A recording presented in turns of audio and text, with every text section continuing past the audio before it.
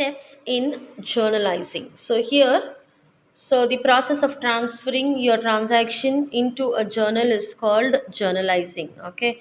So for this journalizing, there are few steps that are to be followed. One is, first we have to analyze the transaction and identify the accounts. Okay. So based on whether we are receiving or giving, the accounts are to be taken out first. Okay. So we have to identify two accounts from the transactions, and from these two accounts, the second step is to classify the accounts whatever we have taken up. Okay, so which means, for example, if paid salaries is given, okay, paid salaries on cash. Okay, in that case, salary and cash, there are two accounts which are getting affected or involved. Okay, we have to first classify whether salary comes under personal, real or nominal. Again, cash has to be classified whether it has to come under personal, real or nominal account. So the second step is classification. Then we have to apply the golden rules of accounting.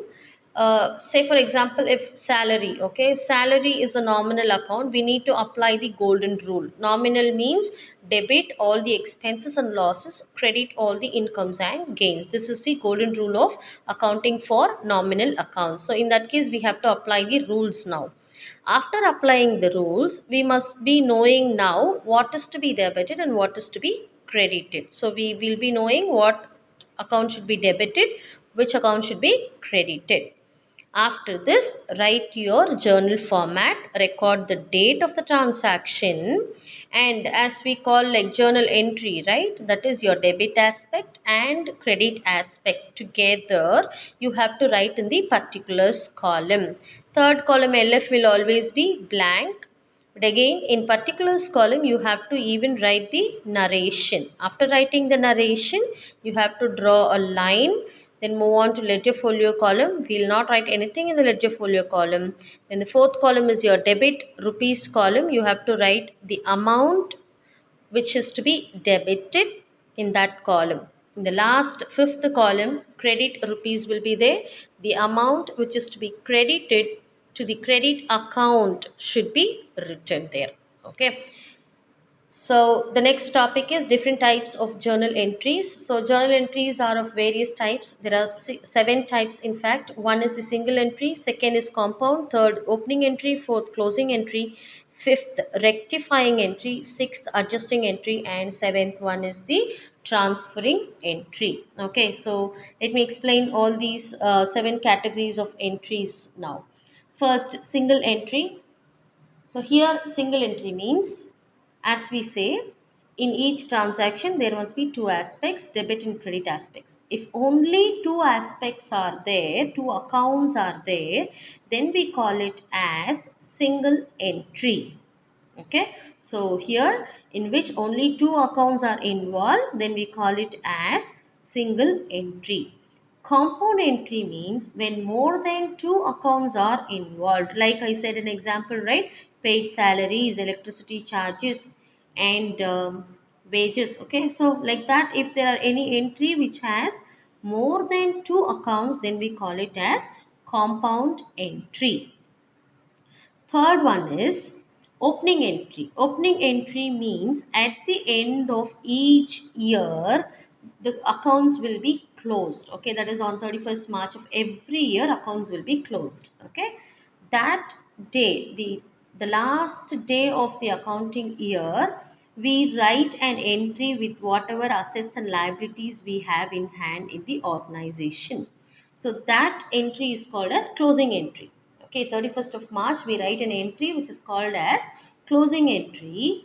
And the next day, that is 1st of April, in the morning when we start the business, it will be like your opening entry, which is one particular year's closing entry or the balances will be the opening balances of the next accounting period.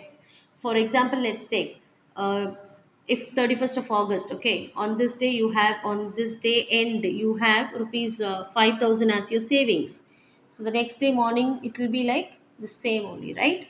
So 5,000 will be there in your hand. maybe on first again you receive salary or any rental income or any other incomes, then you will add it up. But again, opening balance will be just whatever you had the previous day or previous month or the year. Okay, so that is what is opening entry and closing entries. These will be again we'll read it in a descriptive manner in unit 6. Okay, then rectifying entries, again when we make any changes in the accounts. Okay, for example, what we do is when we make any mistake in while writing the journal entry, we will immediately erase or we will use whitener or pelicans to erase and write. But that cannot happen in the business organizations. Instead, they have to write an another entry called rectifying entry, which means whenever there is any error in the accounting, whenever there is any error in the journal entries which are already being written, in that case we need to rectify, we need to write an another entry called rectifying entry. Okay, again this also will be in a descriptive manner in unit 9.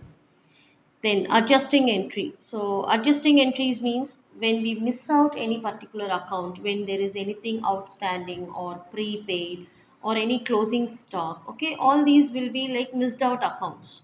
So those accounts are also being entered after preparation of the final accounts. Okay, so that is called as adjusting entry, and this also will be dealt in chapter 13. Okay, last one is transfer entry. So whenever we prepare the final accounts like trading, a profit and loss account or balance sheet, it is a continuous process, right? So once we prepare the trading account, we have a balance which is to be called as gross profit or gross loss.